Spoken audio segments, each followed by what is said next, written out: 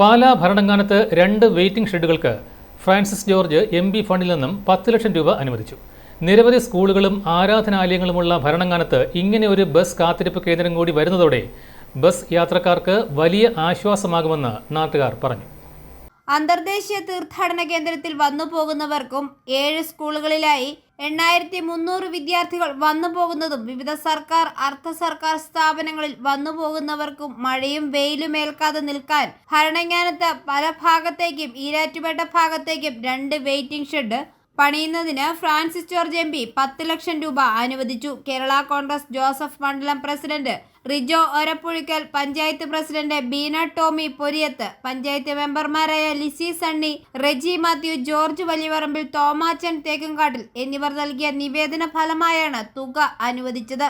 അന്തർദേശീയ തീർത്ഥാടന കേന്ദ്രമായ ഭരണങ്ങാനത്ത്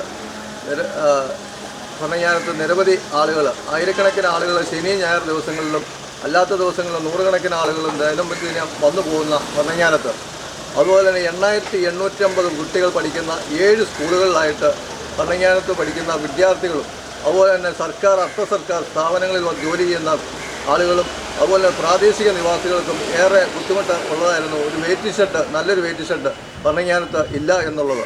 അതിന് ശാശ്വത പരിഹാരമായിട്ട് ഫ്രാൻസിസ് ജോർജ് MP 10 ലക്ഷം രൂപ ഭരണങ്ങാനത്തിന് അനുവദിച്ചിരിക്കുന്നു. പാലാ ഈരാറ്റുപേട്ട റൂട്ടിലും അതുപോലെ തന്നെ ഈരാറ്റുപേട്ട പാലാ റൂട്ടിലും 2 സൈഡിലായിട്ട് അൽഫോൻസ തീർത്ഥാടന കേന്ദ്രത്തിന് മുമ്പിലും അതുപോലെ തന്നെ അസിസി ആർക്കേഡിന് മുമ്പിലും ഈ 2 വെയിറ്റിംഗ് ഷെഡ് വരുന്നത്. അതിലൊന്ന് Bharananganam saint Mary's higher secondary സ്കൂളിനും ഗേൾസ് സ്കൂളിനും LP UP സ്കൂളിനും ഭരണങ്ങാനം ബോയ്സ് സ്കൂളിനും പ്രയോജനകരമായ രീതിയിൽ ആണ് ഈ വിഭാവനം ചെയ്തിരിക്കുന്നത്.